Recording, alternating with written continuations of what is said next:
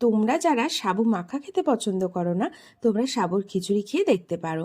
প্রথমে সাবুটাকে ভালো করে নাড়িয়ে নেবে শুকনো কড়াইতে, তারপরে তেল দেবে। তেলের মধ্যে গোটা গরম মশলা, জিরে আর শুকনো লঙ্কা, তেজপাতা ফোড়ন দেবে।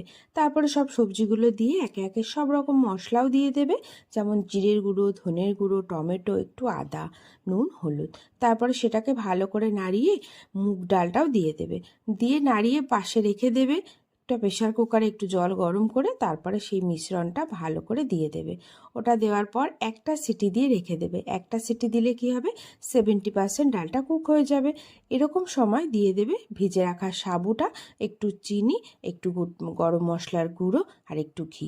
ব্যাস, তারপরে ঢেকে রেখে দেবে 5-10 মিনিটের জন্য। হয়ে গেল সাবুর খিচুড়ি। এবার সেটাকে গরম গরম পরিবেশন করো। খেতে কিন্তু খুব টেস্টি লাগে। যে কোনো উপসে তুমি এটা করেও খেয়ে দেখতে পারো। ভালো লাগলে একটা সাবস্ক্রাইব